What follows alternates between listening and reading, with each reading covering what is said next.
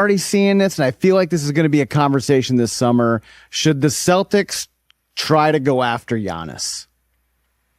Wow. And let who go? Feels like JB is a 1-for-1 with the salaries matchup. So I played in Milwaukee. Yeah. That's right.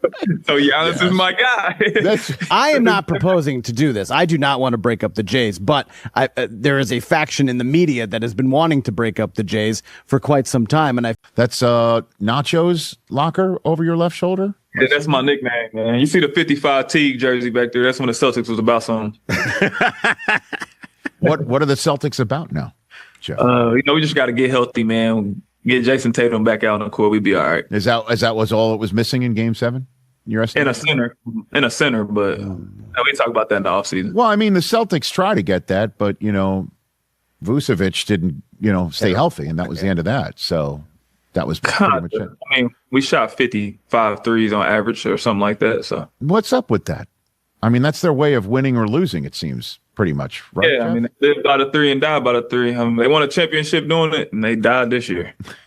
That's Chris. Is there any? Fact. There's no lies pushback, told. no lies. Told. That's the Celtic fan here, Jeff. Yeah. Oh, my bad. That's okay. Oh, that's great. That's all right. I get it. We got one chip, but we should have probably one or two more. I have a house full of Celtics fans who are echoing all of these sentiments. For sure. What'd you make of, I know you talked about it on your pod, but if you don't mind bringing it here, what'd you make of Jaylen Brown's flopping comments about Embiid and how it's ruining the league in general, Jeff? I'm going to say Jaylen Brown's a good guy. I enjoy it, but I think that's a sore loser. That's that kind of thing. You had 3 games, they're up 3-1. You had enough opportunity to win a game and take over. Embiid was playing well. He flopped. He's been doing it forever. He's been getting foul bait and doing that forever his whole career. I think he was just a little bitter about the loss.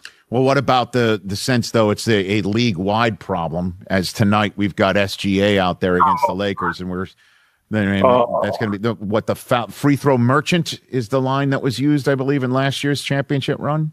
It's part of the game. I feel like if you haven't mastered that, you probably should put it in your game. Okay. I mean, if I want MVP, I want the best scorers in the league, and if he wins the MVP this year, and they win another title, now he's one of the top 5 point guards ever. I probably put that in my game.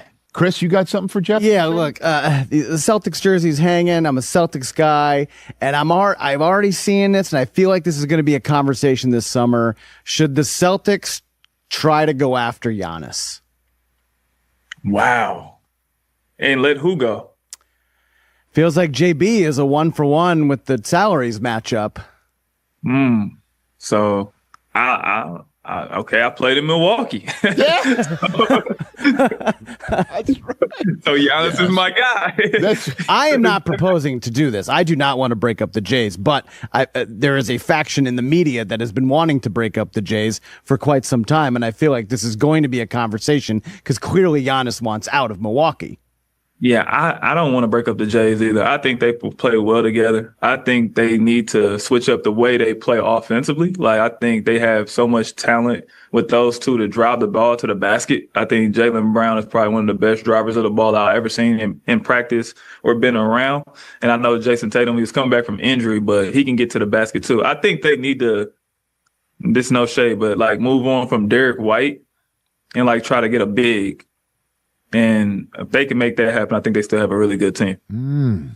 Are you saying don't trade for Giannis? No, I don't think so. I think Giannis, I mean, obviously Giannis is a great talent, but I just think JB and JT, it worked. They won a championship, but the surrounding pieces around them are really good. Like Al Horford made shots, Porzingis made shots. Even though he was hurt during that run, Drew Holiday was special for them. And Derek White played well too, but I think they need to get some more complementary pieces just around them. You agree? Obviously, I agree. Can we add Giannis and keep the Jays together? Oh, my gosh. I don't know if there's an apron large enough. What?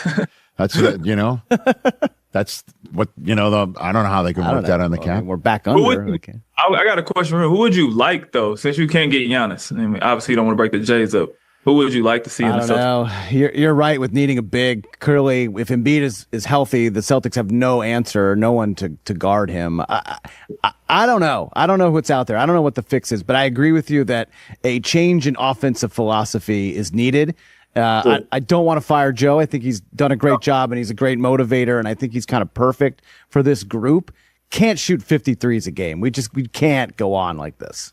Just take it down to 35. Just 35 threes a game. That's totally fine. Just get it big. Totally fine. Let's just find a big somewhere. You need a big. You can't have you can't have the defensive No, can't do it. front like you had against Embiid. Akeda played great this year, but he's just not thick enough to defend these guys. Yeah. They had Jaylen Brown guard him down the stretch in Game 7. Yeah. That was great. I know. I loved it. That's when all that flopping took place, apparently. Well, You got a front row seat to the flopping. there's video evidence. He's the one pulling the chair. I don't even think he's flopping, Teague. I just think Embiid's just kind of awkward. You know, like when you're like 13 and you hit a growth spurt and you're kind of all over the place. I think that's just carried over into his early 30s. He's just kind of a gangly, awkward 7'1", 300-pound. Yeah, he's like, man. as we kept saying, he's like that windsock outside of the Ford dealership. He's like you know? he's like a Bailey floating Outside the car. Bailey used to use. Remember, you know. Definitely. Warriors Nation News. Dub Nation, let me ask you something that sounds absolutely insane until you sit with it for a second. What if the next real swing that saves the last chapter of Steph Curry's career is not some small bench move, not some safe little trade, not some patient maybe next year plan, but Giannis Antetokounmpo becoming the giant risk the Warriors have to at least explore? Because now we are talking about the kind of move that shakes the whole NBA. Golden State's season is over after the 111-96 play-in loss to Phoenix. Steve Kerr openly admitted his future is uncertain, and the Warriors are entering a summer where the pressure is no longer subtle. It is loud, it is urgent, it is staring everybody in the face. Steph is 38. Kerr said these jobs have an expiration date, and the franchise has to decide whether this offseason is about comfort or one more real championship chase. Now here's where it gets wild, Dub Nation, because Giannis is not just some random dream name pulled out of a fan comment section. Reuters reported in February that Giannis said he was committed to Milwaukee, but also noted both sides were expected to re-examine a possible trade this offseason, after ESPN reported that Antetokounmpo had been ready for a new chapter and that the Bucks had listened to offers. ESPN's reporting also identified the Warriors as one of the teams making offers for Giannis before the deadline. Yeah, read that again in your mind.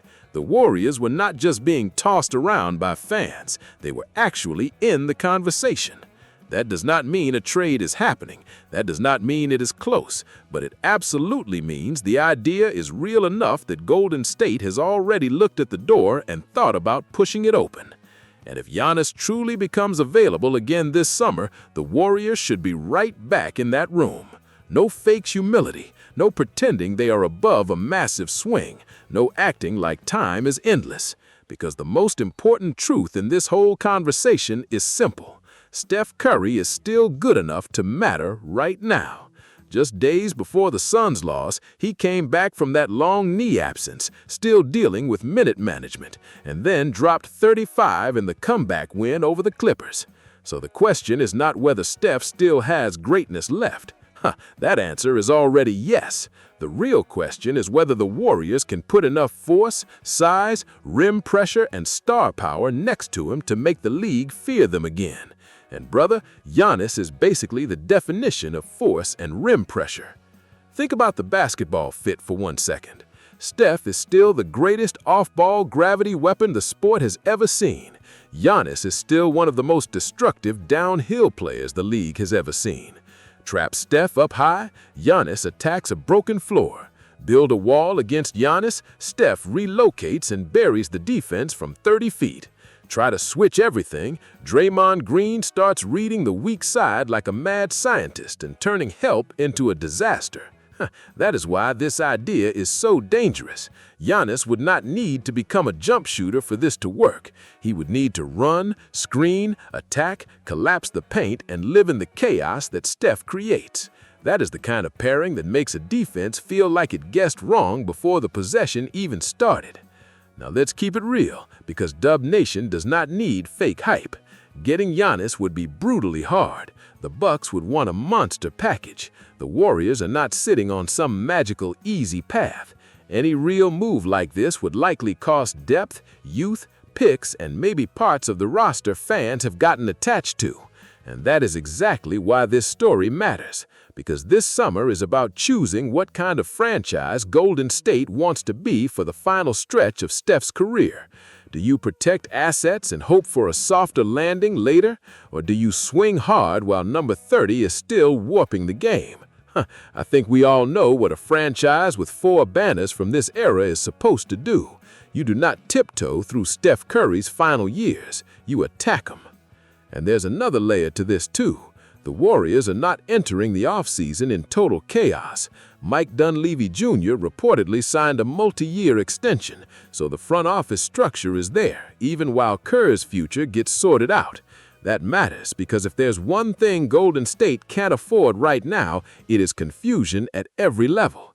If Kerr stays, you keep a coach Steph and Draymond trust. If Kerr goes, then the front office still has to move with urgency. Either way, the mission doesn't change. Build around Steph fast. Build around him intelligently. Build around him with size, toughness, and star-level pressure on the rim.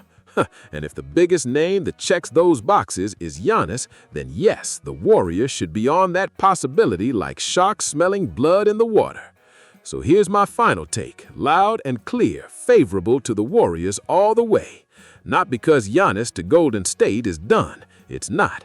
Not because the Bucks are guaranteed to move him. They're not.